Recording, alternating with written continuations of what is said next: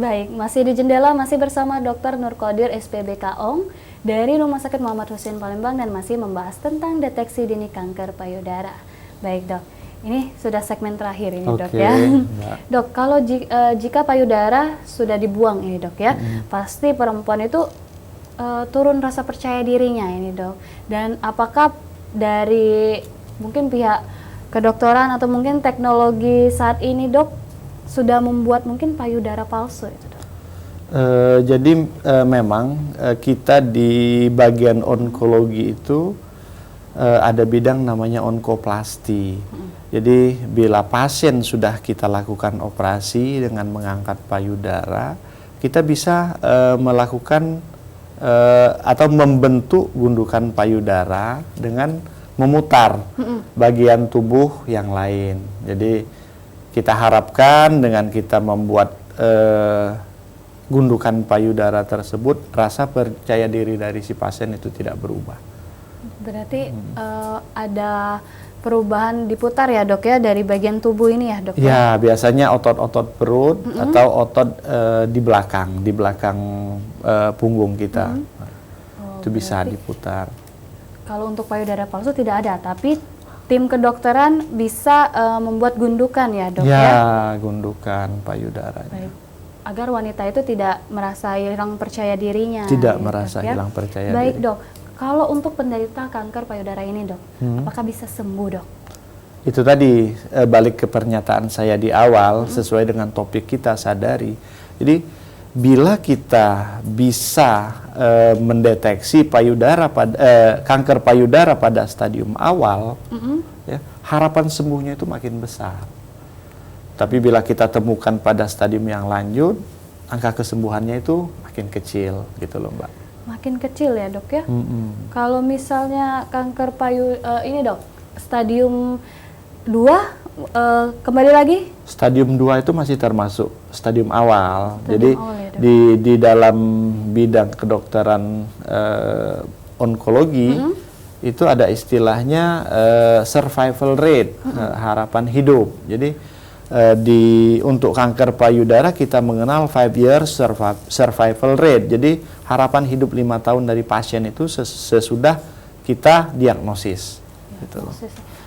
Bila pada stadium awal 5 years survival rate-nya semakin besar, di atas 80%. 80% ya dok ya.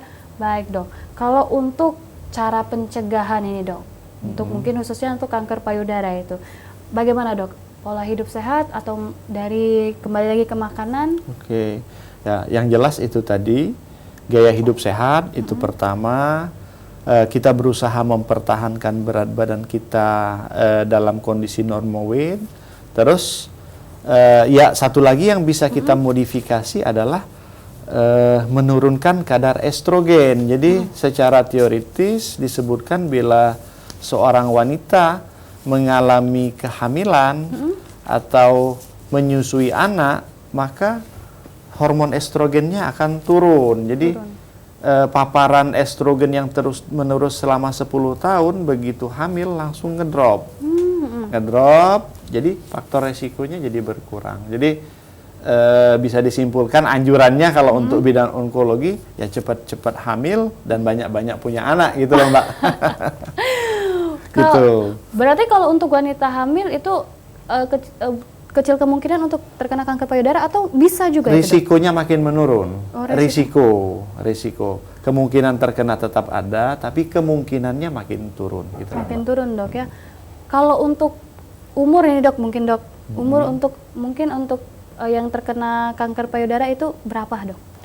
Jadi kalau untuk usia secara statistik, bila ditemukan benjolan pada wanita di atas usia 40 tahun, kita harus benar-benar waspada karena kemungkinan si pasien itu terkena kanker payudara itu lebih besar.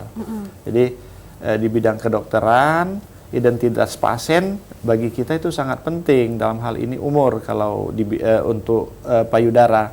Jadi kalau umurnya muda, di bawah 40 tahun ada benjolan, kita berpikirnya oh ini tumor ini mungkin jinak. Tapi kalau sudah di atas 40 tahun kita agak-agak waspada gitu loh. Waspada itu ya dok ya. Dok, kalau untuk tadi yang diangkat payudara ini dok ya, Oke. Yang diangkat payudara itu hanya yang terkena kanker tersebut atau dua-duanya juga itu akan diangkat itu dok? Jadi prinsipnya sih payudara yang terkena ya Mbak ya. Jadi kalau sebelah kiri ya mungkin sebelah kiri. Tapi pemilihannya juga itu tergantung dari stadium. Jadi untuk pemilihan operasi tidak mutlak mengangkat payudara. Bila dia stadium awal dan memenuhi syarat-syarat tertentu, kita bisa mengangkat tumor dan jaringan sehat di sekitar dengan mempertahankan payudara. Tapi selanjutnya mungkin kita lakukan radioterapi atau radiasi. Tapi itu ada syarat-syarat tertentu, kondisi-kondisi tertentu.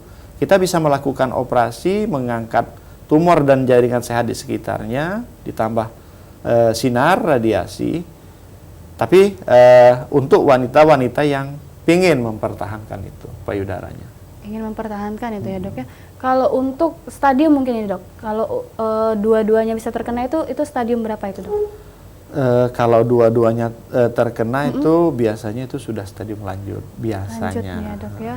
Berarti kalau untuk awal-awal itu kemungkinan belum ya dok ya. Berarti masih yang terkena untuk kanker yang kanker payudara yang terkena.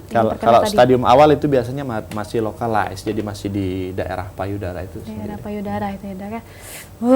Jadi untuk para wanita dan juga laki-laki nih dok ya harus berhati-hati dan jangan lupa sadari nih.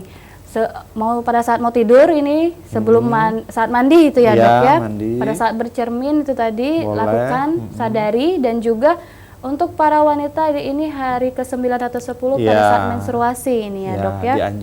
Dianjurkan. Dan kalau sudah menemukan perubahan atau benjolan langsung konsultasi ke dokter. Baik. Ya, sepertinya saya akan juga menjadi dokter ini.